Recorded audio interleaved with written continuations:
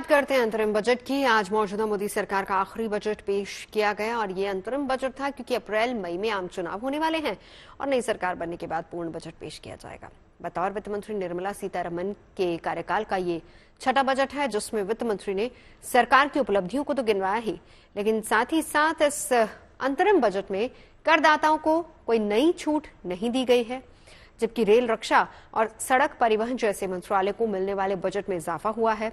Middle class को इस budget में क्या कुछ मिला है, समझिए जरा।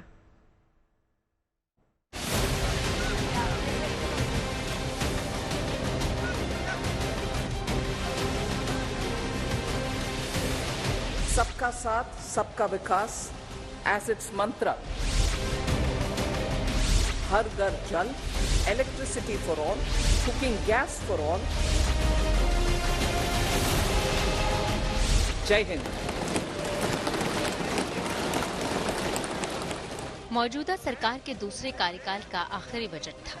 उम्मीद थी लोक लुभावन घोषणाओं की, पर भरोसा भविष्य का मिला और गारंटी मिली 2047 तक विकसित देश की। निर्मला जी का ये बजट देश के भविष्य के निर्माण का बजट है। इस बजट में 2047 के विकसित भारत की नींव को मजबूत करने की गारंटी है। मैं निर्मला जी और उनकी टीम को बहुत बहुत बधाई देता हूं। साथियों, इस बजट में युवा भारत की युवा आकांक्षाओं का, भारत की यंग एस्पिरेशंस का प्रतिबिंब है। ये हासिल कैसे होगा, ये बताया वित्त मंत्री ने। सरकारी योजनाओं की उपलब्धियां गिनाई, बताया कि कैसे बीते 10 सालों में 25 करोड़ लोगों को गरीबी से बाहर निकाला गया है। Our government strengthened its mantra to सबका साथ, सबका विकास and सबका विश्वास। वित्त मंत्री करीब 1 घंटे बोले, जिसमें सबसे ज्यादा 42 बार टैक्स और इतनी ही बार पीएम शब्द दोहराए, मगर नौकरी पेशा लोगों को टैक्स में राहत की जो उम्मीद रहती है वो नहीं मिली। इनकम टैक्स स्लैब में कोई बदलाव नहीं हुआ।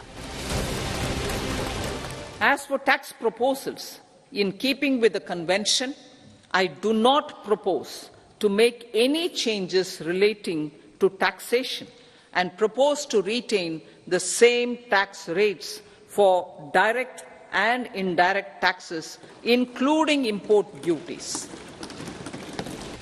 मिडिल क्लास के लिए नई आवासीय योजना का ऐलान हुआ। इसमें घर खरीदने वालों और घर बनाने वालों दोनों को फायदा होगा। 1 करोड़ परिवारों को 300 यूनिट तक फ्री बिजली दिलाने का वादा किया गया। Rooftop solarization and muft bijli.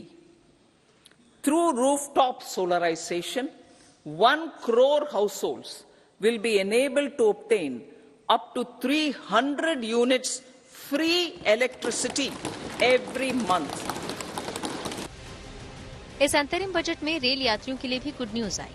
सफर आरामदायक और सुरक्षित हो, इसके लिए 40,000 सामान्य बोगियों को अपग्रेड कर वंदे भारत जैसी बनाई जाएंगी। 3 नए रेल कॉरिडोर की भी घोषणा की गई। इसके अलावा रक्षा, सड़क परिवहन मंत्रालय, गृह मंत्रालय समेत कई मंत्रालयों के बजट में बढ़ोतरी की घोषणा हुई। सबसे अधिक बजट रक्षा मंत्रालय को दिया गया। देश के डिफेंस बजट को 3.4% बढ़ाकर 6,20,000 करोड़ रुपए कर दिया गया है। पिछले साल तक डिफेंस बजट 5,93,000 करोड़ का था। आगे के लिए भी और अधिक आशाएं बढ़ती हैं और भारत की इकॉनमी की साइज जितनी इस समय है, इसमें पूरी तरह से मैं आश्वस्त हूं। इस इंटरिम बजट के कारण ही जो भी इंडिकेशन इस बजट से मिले हैं कि हमारी इकॉनमी जो आज दुनिया की टाइप 5 कंट्रीज में है, उसकी साइज बढ़कर 2027 तक मोर देन $5 ट्रिलियन जाएगी और 2030 आते आते मोर देन $7 ट्रिलियन तक पहुंचेगी। अंतरिम बजट में आगामी 3 महीनों तक के खर्च का लेखा जोखा है। पूर्ण बजट लोकसभा चुनाव के बाद आएगा। Bureau report, good news today.